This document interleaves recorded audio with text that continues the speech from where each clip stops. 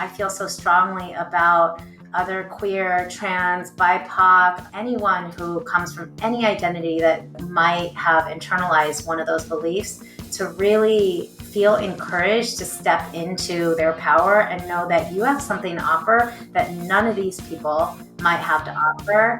And if they can't see that and they can't value that, then it's so just not worth your time. This is Rebel Therapist, a podcast for entrepreneurs who are trained as therapists and who want to level up their businesses, make a bigger impact, feel fulfilled, and be very well paid. I'm your host, Annie Schusler. I'm so excited for this. Over these past few episodes, we've been focusing on what it takes to get consulting gigs with organizations and how to take good care of yourself in the process. It's part of my mission to help healers, especially those who hold marginalized identities, to parachute into organizations, facilitate real change, make lots of money, and not lose themselves in the process. Get ready to hear how my guest has stepped into this work with their values fully intact. Dr. Chang is a Chinese-American non-binary psychologist, author, DEI, organizational consultant, and trainer with more than 20 years of experience providing training and mental health services. Through compassionate engagement, they partner with organizations and teams seeking meaningful structural and interpersonal change. Dr. Chang's work is grounded in social justice, cultural awareness, and humility.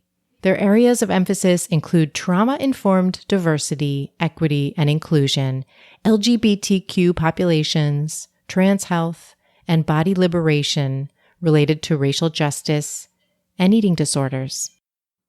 Welcome, Dr. Chang. I'm so excited to dive into this with you. Oh, thank you so much for having me. Absolutely. So the first thing I want to ask you about is how big a part of your business is consulting and training with organizations, both in terms of your time and also like around how much of your revenue comes from those projects? It's a little bit hard to say because it shifts and varies so much over time. But I think at this moment, my work with organizations is about 40% of my work. And then the rest of my work, the other 60%, is clinical work, which is about half split between psychotherapy, and the other half is training and consulting to other psychotherapists. So I do a ton of training and consultation groups with other therapists, and I love that. I love anything that has to do with mentorship and just helping other people to grow and gain skills. Was there a time when most of your work was traditional private practice? Yeah, absolutely. So the first part of my career, I've always split my time between doing psychotherapy and teaching or supervising or working at some agency or counseling center. But a lot of the time when I was in private practice was full-time clinical work with individuals, couples, people in relationships. And then every time I've done that, though, I've realized I really love being part of a team. I love working with organizations. And I am someone, my brain and kind of my personality, they're not really suited to do full-time clinical work. They like projects. Teaching is really my passion. Like anything that has to do with teaching is really where I feel like I'm in my zone. And so there's an element of teaching in all of it. So that's how I think about it. And so in terms of revenue, I would say that at this moment, it's about half, like half from organizations and half from doing clinical or consulting work with other mental health providers or healthcare providers. Actually, I work a lot with dietitians as well. Oh, great. Okay, great. I love imagining that impact. That's fantastic. I love it. I love working with lots of different kinds of people. I'm someone who I can get bored if I do the same thing. I love variety. Yeah. Yeah. And when you're working with an organization, like as I've mentioned in the bio, like you have worked with a real variety of organizations, and some of them huge and really well known, some of them small and more grassroots. With these larger organizations and particularly corporations, who usually finds who? Like, are you approaching them about your work, or are they finding you because you're a thought leader? They have found me, and it's still always a little bit like, huh, how did they find me? Like, and honestly, I don't put a lot into marketing myself or pitching to organizations. I do have an attitude of the right clients are going to come my way. And not that I don't do some marketing efforts, but I just don't really kind of, at this moment at least, I don't approach those organizations. It's usually a word of mouth referral, or maybe they know about me from a training or a podcast or something else, or through social media. And so, kind of indirectly, the way that I put myself out there in the world is a form of marketing. But yeah, I don't. That's what I'm thinking. And this is like 3 out of 3, by the way, like in this little series that I'm doing of talking to amazing people who do this kind of work. 3 out of 3 have said, I'm known for my work. And so then they find me. And Right. Yeah. so, Yeah, a little bit more like I believe in sort of like the people who are attracted to the kind of things that I do, the what I put out there in the world, they're just gonna come towards me, and I don't need to promote. So kind of attraction over promotion mentality. I love it. And you have you have really become a recognized thought leader in the areas that you work in. And I'm thinking, as you talk about it, it's making me think that this has happened because it's the stuff that you want to be talking about and writing about, and less because it's a strategic set of moves that you've made. But is that right? Like you're creating the stuff you care about? Absolutely right. I just allowed myself to do the work that felt most exciting for me. And I always say this, I probably have said this in like every interview I've had, is research is me search. So there's always some pull for me where I'm doing my own learning and growing, and I'm pulled to doing this work. So a lot of times I'm pulling to doing the work because of that. And then something I've also become aware of that I joke about, but is pretty much true, is a lot of the work that I do is also fueled by rage. And it's a healthy expression of my aggression related to injustice in the world, is like I just funnel it into my work much of the time.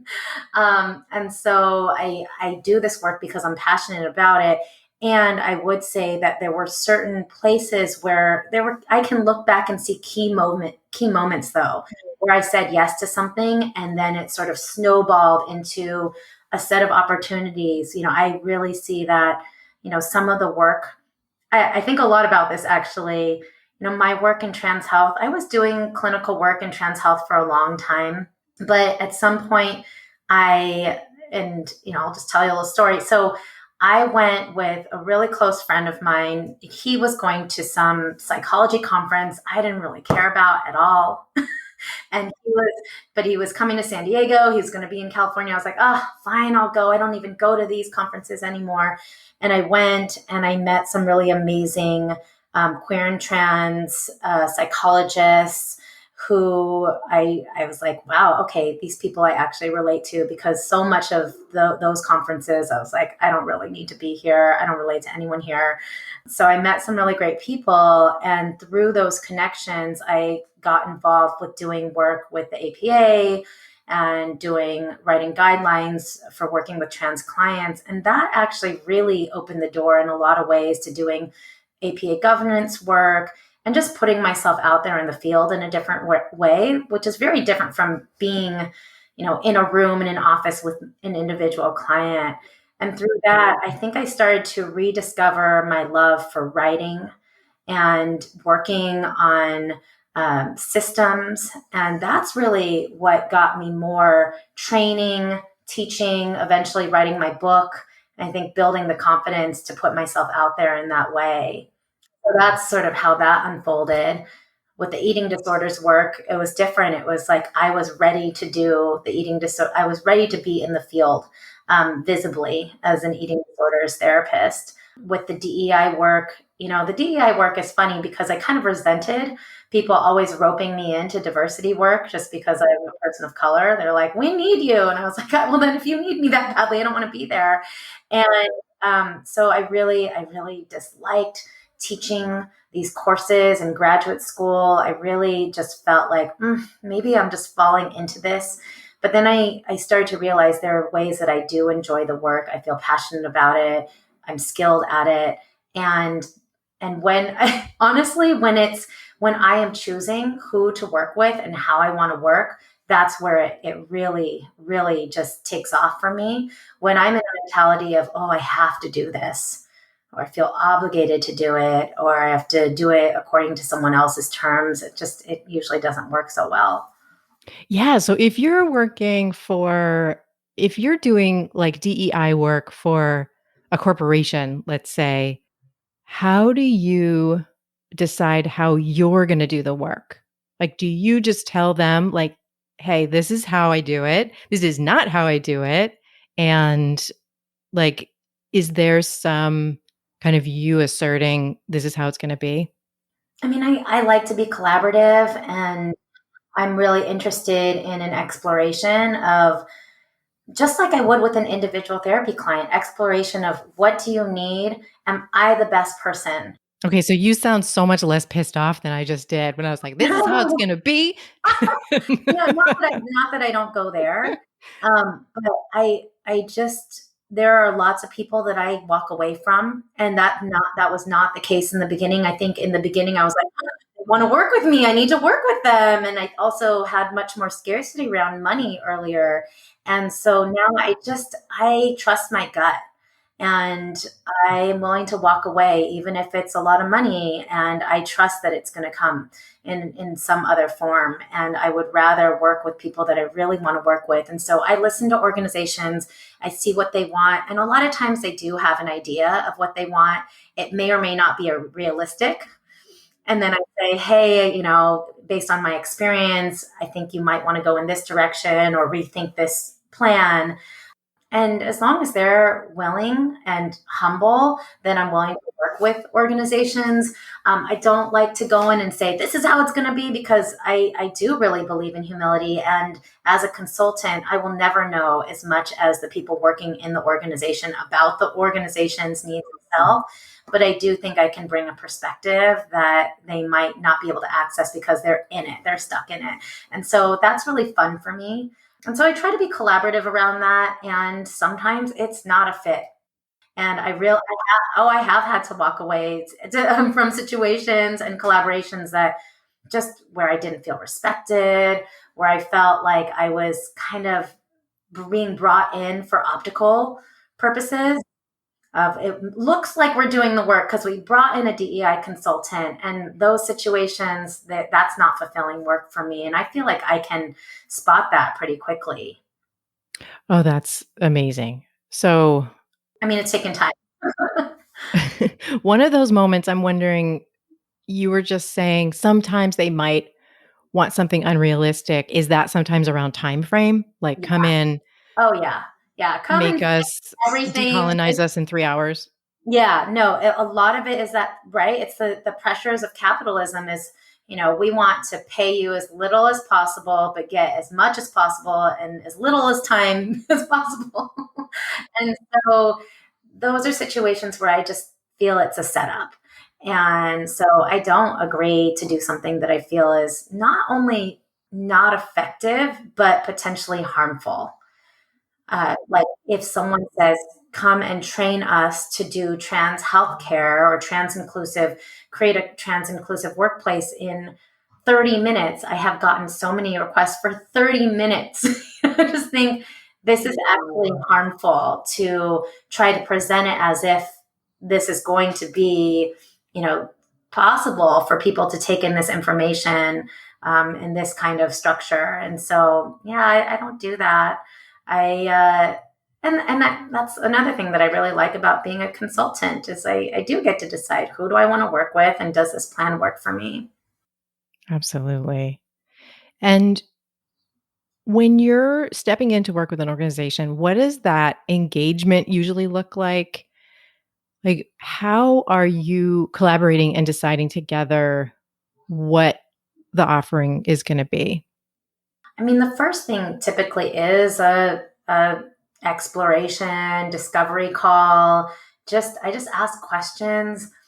I wish I could tell you like I have this like format down pat. Like I am someone who just I want to listen. I want to get a feel. Really listen to how people are asking me their questions. I can get a sense of their expectations. I ask very, direct questions about what kinds of problems have already been happening. Is this reactive? Is this preventative? Is this, I really like to know the history as much as possible, as much as they will tell me explicitly or transparently, because sometimes I don't always get that information. But I like to just get real.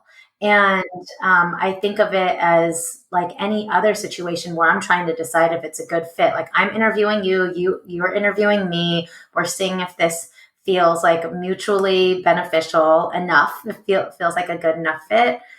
And so, kind of getting a sense of expectations. And a lot of times I think about it. A lot of times I don't say yes right away. I've learned that's something I've learned. I have a part of me that's like, yes, yes, yes, I want to say yes to everything. And I really need to take my time and make sure that I have the time, first of all. Like, do I have the time? And is this something that I actually sit and I try to imagine, is this something that I'm going to end up feeling obligated to do, resentful? Like, is there enough in it for me that feels meaningful or exciting? Yeah. And I'm thinking like slowing down and taking that time to really imagine it and consider it, it feels like that goes against some of what can come up for us as entrepreneurs. Like that sometimes we can be driven by scarcity or by just like hustle, those kinds of modes. Yeah. And like one thing I like to do is I don't do consulting work, but in other kinds of work I do is I like to picture like let's say it's a speaking gig or something. I'll picture, do I want to do it today? Because I'm probably having a lot in common with the person I'm going to be when the gig comes. So am I gonna like I'll try not to just throw it into the future, but be like, no, like really sit with it. I think about it like that all the time. I'm always talking about like past sand and future sand. Yes. Like, thank you, past sand, for like leaving this break in my schedule for me. And I don't want to end up being mad at past sand. So I'm trying to take care of future sand. And so, I think, and what you said about scarcity is right on. I've struggled with that at various times, but I've done a lot of deep healing work around my relationship to money and earning, thankfully. After maybe 2, 3 years in private practice, I was like, oh my God, what is happening? And so I got to really work on and heal. And that's, maybe a forever thing, because there are always new challenges, but I've done a lot of that healing work. And I think also I never really imagined myself as a business owner, as an entrepreneur. I just thought I'm doing the work that I like, and I happen to be falling now into this work that resides in the context of something that's so corporate or something that is so, capitalistic. And so there are moments where I'm like, what? How did I get here? I didn't really think of myself in this way. And I still just think about it. Is this the right fit for me? Can I be of service? Is there someone who's better? And I don't like scarcity mentality. I really, and oh my gosh, I see so much of it in my fields. I see a lot of like weird competition and infighting, and that makes me feel like ill.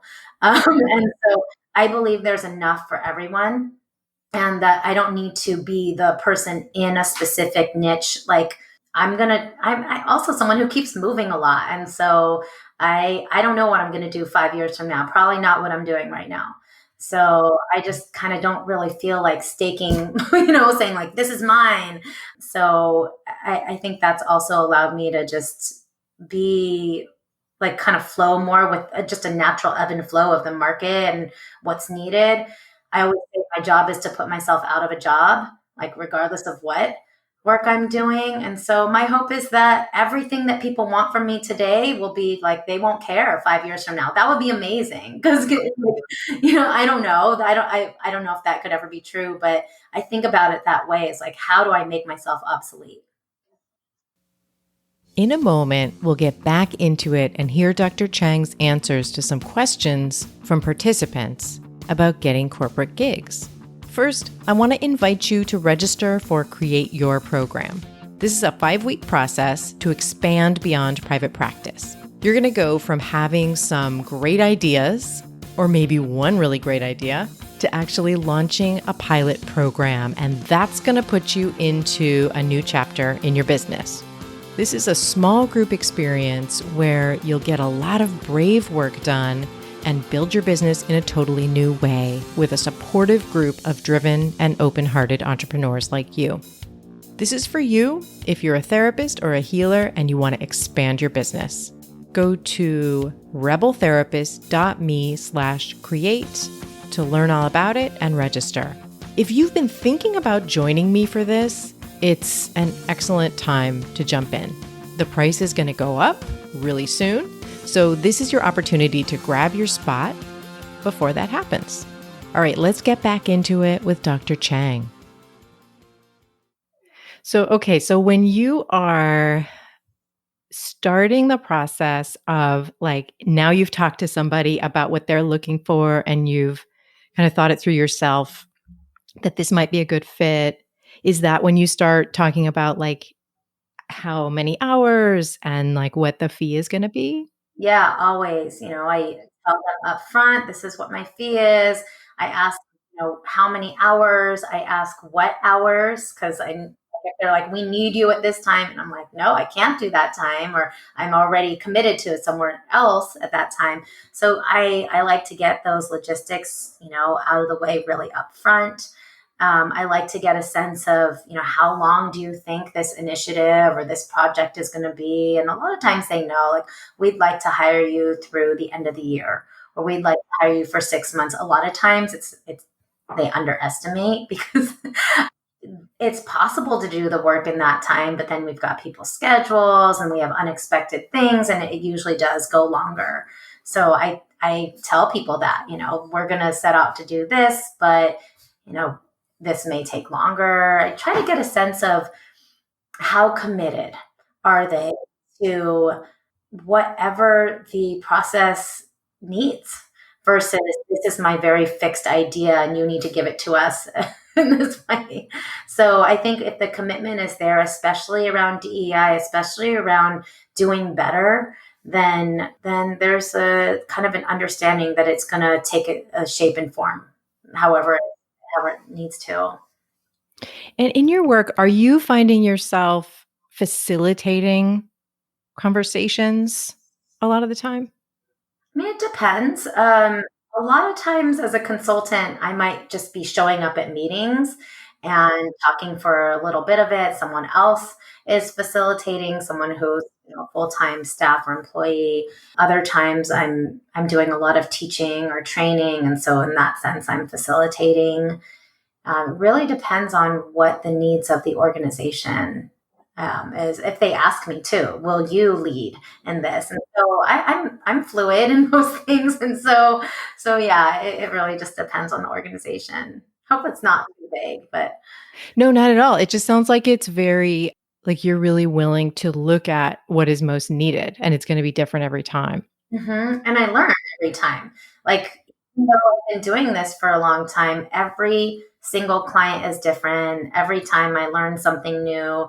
I also get a lot of help from mentors, people who support me. Like, I'm someone who reaches out a lot. If I don't know something, I'm like, I need to go, pay for some coaching or consulting. And I work with wonderful people. Like, I look at people and I think, who's doing work that inspires me, and like, who do I want to work? So that's how I learn too. Some of it's just like fumbling and making tons of mistakes and going, oh crap, but I think because I've done that so much, I just have this model of if I don't know how to do something, I just quickly find who does and I try to basically latch myself onto them. So they'll help me. Yeah. How do you decide what to charge per hour? Are you looking at what other folks are charging? I know one of my recent guests said, talk to white men, find out what they're charging and charge at least that much. What's your approach I to think this? I agree with that. Absolutely. And for me, it's really been an evolution. It's so different to think about money as fee for service versus what is the value that you get beyond time and labor, even. So, to train myself to think about packages, to train myself to think about, giving an estimate for just a lump sum versus like $X100 an hour. That's still something that I'm learning so much about and working out. And it depends on so many factors. It depends on who is this organization, how big is this organization versus is this a grassroots organization. I am almost always willing to lower my fee for a grassroots or BIPOC trans-led organization. I'm really committed to that. I feel the same way about mentoring BIPOC and trans and non-binary mental health and healthcare providers. But if it is a larger organization, then I'm going to charge my full fee. And I'll also be thinking about, different factors like if I'm doing a training, how many people are in that training? I used to not think about that so much. It's like, oh, it's an hour of my time, regardless of who's there, I'll be there. But thinking about, the company is investing in this many people, they're getting this advantage or this benefit for this many people. So starting to think about that, like, and break it down in terms of how much per person for this period of time. Also, if it's something that will be used in an ongoing way. So I'll do things for people, and if they want to record them and use them for, say, 6 months or a year, I'll, often do something like that, but I might charge more or something like that. So it really depends. I also think that if it's an area where it also might have to do with the area of expertise. If it's something that I've done a million times and I can just do it like in my sleep, I think that is really different from we want you to design something totally new and different. It's just going to take a ton more labor and a thought process. So the content also makes a difference.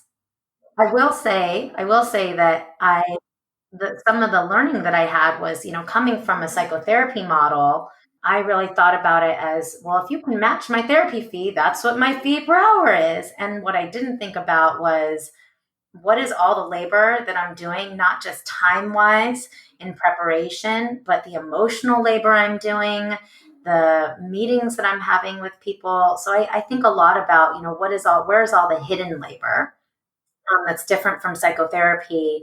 And also realizing I was really undervaluing my work in the beginning because as a young non-binary trans person, I was like, oh my gosh, they want me to come and talk about gender. And, in the beginning, I was just so excited that anyone wanted to have me come speak at all. It was just such a big deal.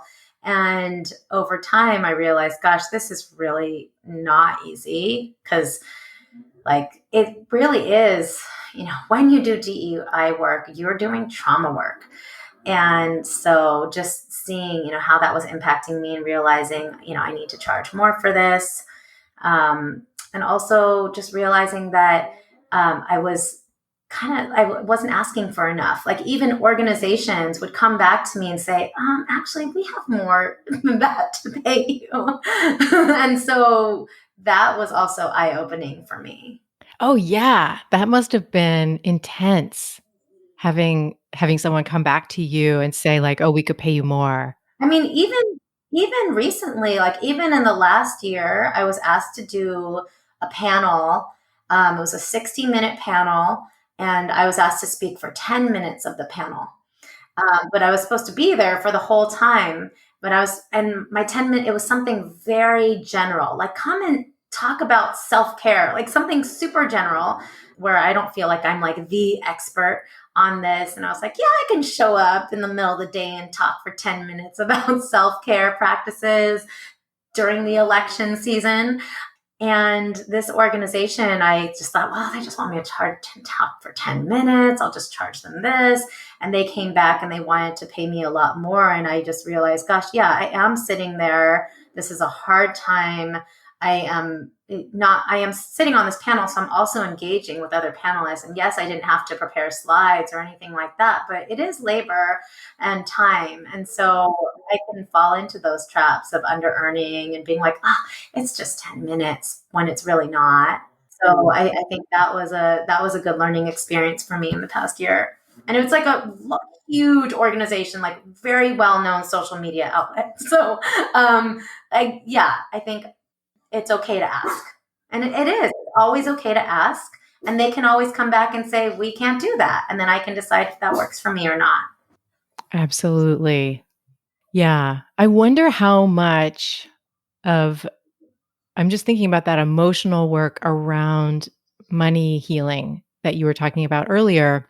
And I wonder how much when we under ask, I mean, partly we can't know what someone else's budget is, like numbers are so weird, but also how much under asking can be about, like, if I'm going to ask for more than you're willing to pay, am I going to be able to handle that rejection without turning it into, I am not valuable? Like that, I can see that in myself, like wanting to be avoiding rejection.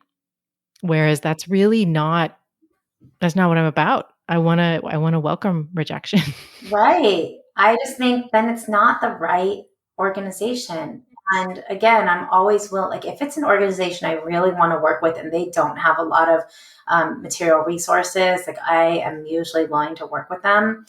But I mean, this stuff around money is so deep seated. We're in systems of capitalism. Which is not unrelated to our deep seated messages about money and earning that we had as a kid. I love, love, love talking to people about money. And I do a lot of this with my therapy clients, actually, even asking things like, what was the first memory you had, first awareness that you had about money? And so many people, like there's so much that comes out in even that, the messages that someone got or the fighting they saw in their parents and the internalization that money is bad. And, I don't really feel that money is bad. I feel that the structures that we have and the systems that we have that determine who gets to have more or less money are very corrupt. But it doesn't mean, and I also went through my own sort of activisty, like money is bad. And that fueled my under earning. And then I realized that was just another form of internalizing all the oppression, internalizing the idea that my work, because it was coming from my body, was not as valuable as some mediocre work that some white cis straight man was making, And so I think a lot of that, there's so much rich stuff in there about like unlearning shame and unlearning scarcity and, the ways that racism and transphobia and classism, all the isms tie in to form our relationship with money. And oh my gosh, there's so much rich stuff in being able to tease that stuff through and being willing to kind of open up to more abundance. There are social barriers for sure. I'm not talking about manifesting. But I do think that there's a lot of ways in which that there are times when I wasn't willing to receive. And there were things that I was kind of pushing away. So that's an area that I love to talk to people about because most people have more shame about money than they do about sex. And most people are willing to tell you every detail of their sex lives, but not tell you anything about money. So I'm all about it. Absolutely. Yeah. And especially when we start getting into actual numbers, Mm-hmm. so much shame, fear, and all of that can come up. I'm really glad to hear you talking about this. And I've been thinking so much over the last few years about how I really think that micro businesses, ethical micro businesses, do have a role in healing what's going on with money. And so that also really, yeah, it just makes me happy that your business is thriving and growing. Thank you. And I would agree that there's so much that so many people have to offer, and we think it's just these big businesses and they're going to own it. Then redistribution can't happen. And so I really, really love supporting people and like, hey, you get to receive some of this too, and this is part of this idea of redistribution. Mhm. Yeah. So, in becoming a thought leader, you've talked about some of the things that you have done and that you do these things not necessarily strategically to become a thought leader, but that they do make that happen. What are some of the things that particularly you notice like helping you become better known so that more people are finding your work? Hmm. Yeah, I ask myself this question sometimes, and I also think about like how do people find out in general about services or businesses, and how is that going to change? How is that going to be different 5 years from now? Like I think about all this effort that goes into like Facebook or Instagram, and I think I don't think this is going to be here. Uh-huh. It's going to Uh-huh. be the way.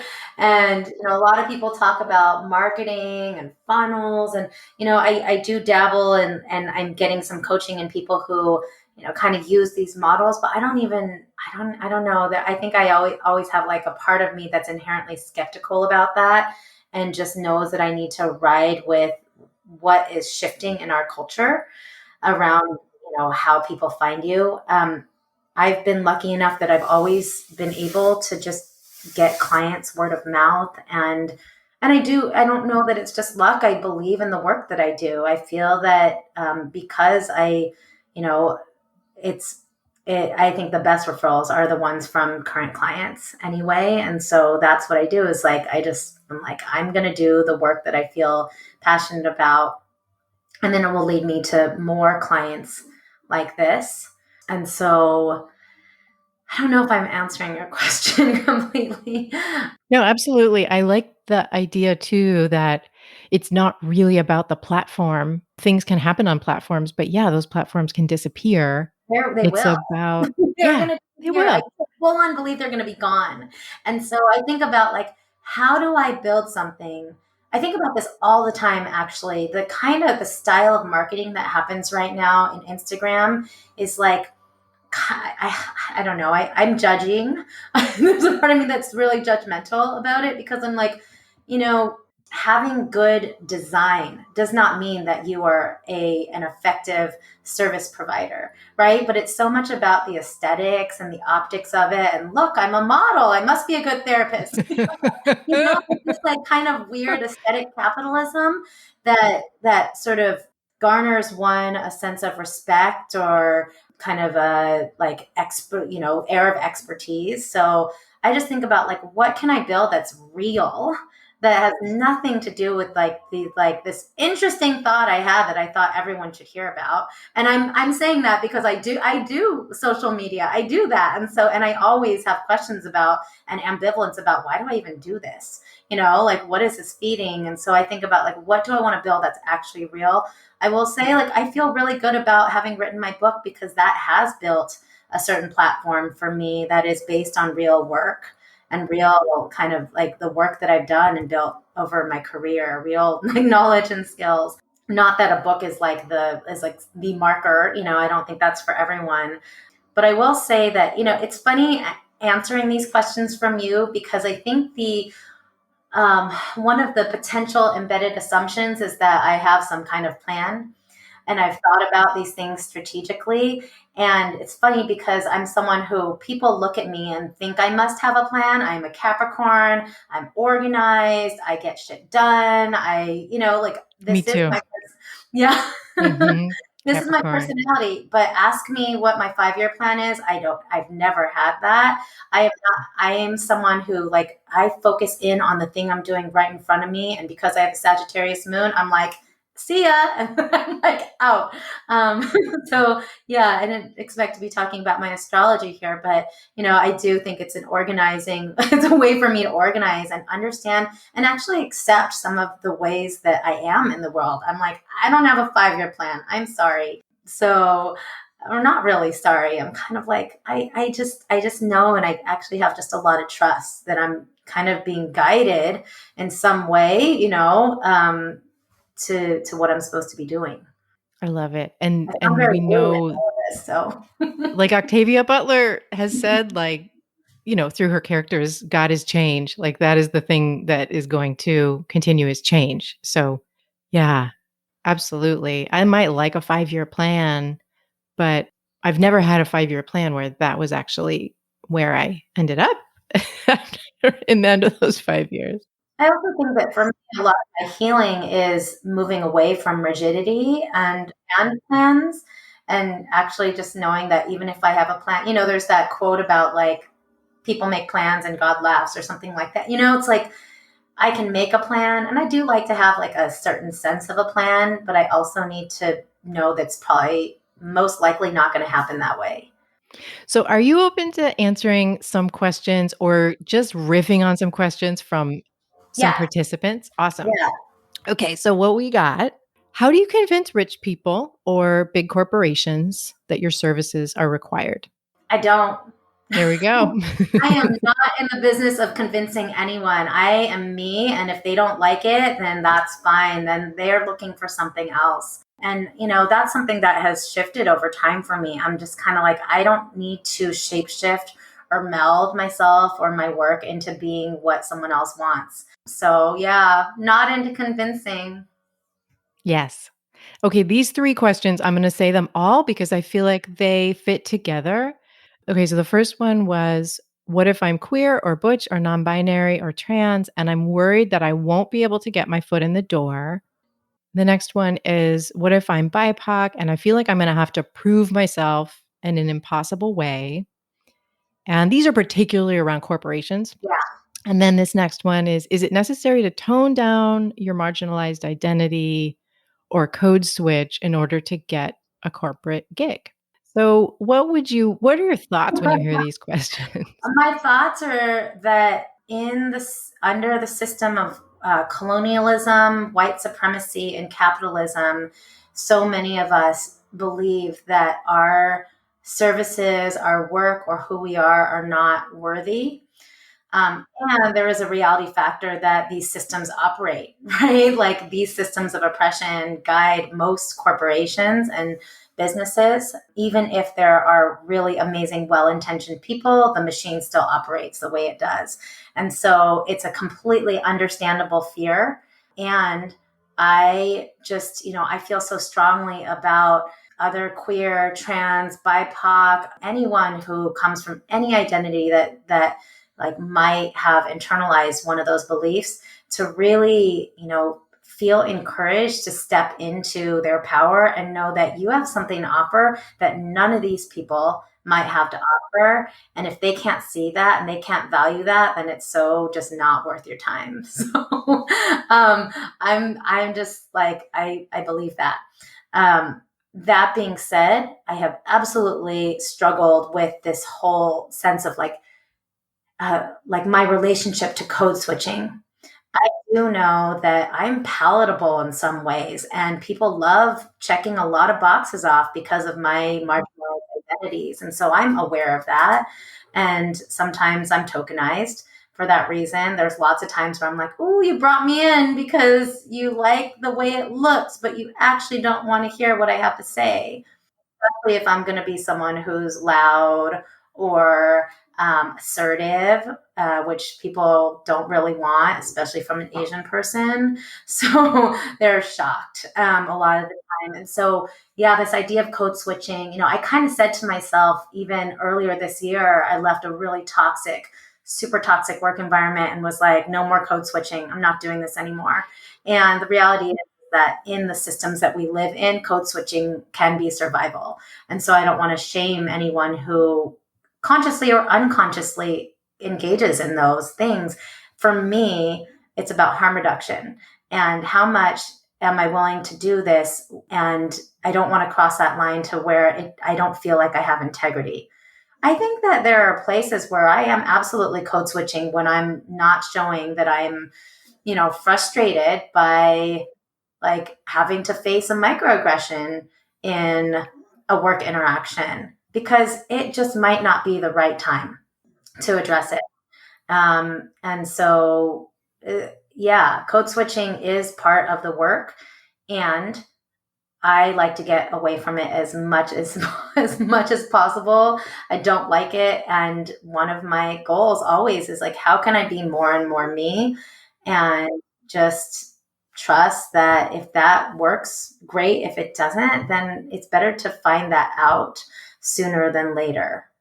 I want to ask you one more thing. I want to honor your time, but I want to ask you one more thing about rage, because you were talking about rage earlier and then just touching on it now. And I'm just wondering if you have anything to share about how you channel rage, how you metabolize rage, how you use it in your work and in your life. Yeah. Well, I'll say I'm someone who has struggled with rage throughout my life. I didn't understand the difference between rage and anger. And as a Enneagram 1, this is like very much part of my oh my gosh, I feel like I've like just come on here and just to be like, hello world, I'm the most woo person. But I really had to learn in my 20s. I had to learn and do a lot of work on my own stuff and my own trauma and healing to know where to channel that rage. And I'm still doing it. Like there are times where I have parts that are just pissed off and they want to show you they're pissed off. But for the most part, I don't do things that are harmful. I just allow myself to be authentic. And I think there's something different about a healthy expression of anger or aggression versus like destructive rage. And I feel so strongly about that. Anger is such a pathologized emotion. So what I do to channel rage, I'm a very physical person. I've always been a dancer. And so anything physical is absolutely what I need. That's my medicine. Being with my dogs, I mean, they are just like, they are are my medication, really. Being able to be in community and talk about things together. There's something, honestly, that has, as shitty as this past year or two has been, there is something that's been really beautiful about rage coming out and injustice, like being something that people have felt more permission and freedom to talk about, because then I have felt less alone. And so, I've always had other, activists, advocates, change makers around me, but there's something kind of awesome about just anyone kind of coming into a sense of, whoa, shit, this is not cool. And feeling like, oh, like you're unplugging from the matrix, and like, I'm just really into that idea. Thank you so much. And thank you so much for this whole conversation. Yeah, thank you. It's always interesting. I'm like, I have no idea where this is going, but thank you for having me. This was fantastic. Fantastic. Yeah. And we can either stop it there, or is there anything else that you wanted to share before we say goodbye? I think I just want to share that, it's always an interesting exercise to be thinking about like the framework of the work rather than just the content, and really taking a step back and thinking about like, how does this fit into like self-care? How does this fit into, I mean, there's so much about business and money that feels very just like serious professional business, but it's so deeply connected to emotions and the way we're socialized and trauma. And so I think that's what I want to say is like all this stuff, it's all emotional work. I could not agree more. Yeah. It's so rich. Well, thank you. Thank you so much. That was awesome. Cool. Now I'm going to loop back and share some takeaways that really stood out to me from this conversation. Takeaway number 1. Dr. Chang has built their reputation as a thought leader through leading trainings, writing a book, being on podcasts, using their social media presence, word of mouth, and much more. They don't do much at all to go after these gigs. And that's been true, let's notice, for 3 out of 3 of the people in this 3-part series. Femily, Kristen Meinzer, and now Dr. San Chang. They've built their reputation as thought leaders in their very particular niches, and now those organizations are knocking on their doors. I do have an attitude of the right clients are going to come my way. And not that I don't do some marketing efforts, but I just don't really at this moment, at least, I don't approach those organizations. Takeaway number 2. Dr. Chang is willing to say no and walk away from gigs that aren't right for them. They pause and listen to their gut about whether this is the right situation, even if there's a ton of money involved. This takes an ability to feel into their power and let go of scarcity, trusting that a better situation is on the way. There are lots of people that I walk away from, and that was not the case in the beginning. I think in the beginning I was like, they want to work with me, I need to work with them. And I also had much more scarcity around money earlier. And so now I trust my gut, and I am willing to walk away, even if it's a lot of money, and I trust that it's going to come in some other form. And I would rather work with people that I really want to work with. Takeaway number 3. Dr. Chang has had to learn to raise their prices. They've realized that the value of their work is way beyond the particular hours they're working for an organization, both in terms of the impact their work makes and also in terms of the emotional labor they're doing. When you do DEI work, you're doing trauma work. And so just seeing, how that was impacting me and realizing, I need to charge more for this. And also just realizing that I wasn't asking for enough. Like even organizations would come back to me and say, actually, we have more than that to pay you. And so that was also eye-opening for me. Those are 3 of my takeaways. I want to know what stood out to you. Send me an email at info@coachingwithannie.com. And even better, include a voice memo so I can share your voice on the pod. Tell me what stood out to you from this conversation and what it's helping you try in your own business. Here's a comment from Amy about our recent episode with Dr. Linietta Willis. On a morning after a day heavy with trauma work, knowing my brain and body aren't able to be healthy while doing this work in the same way, hearing her put into words what I hadn't been able to articulate, but only to feel in the most overwhelming and infuriating way, was just the breath of life I needed. I get to choose to do the different work my soul, body, and brain need. Struggling and tolerating because I know I'm helping souls heal doesn't have to be the path forward. Thank you so much, Amy. You can find out more about Dr. San Chang at sandchang.com. I want to thank Cosmo Palms for editing this podcast. If you found this episode supportive, please share it with your favorite therapist or healer. That's how we reach more people. And thank you so much for listening. I'll see you next time.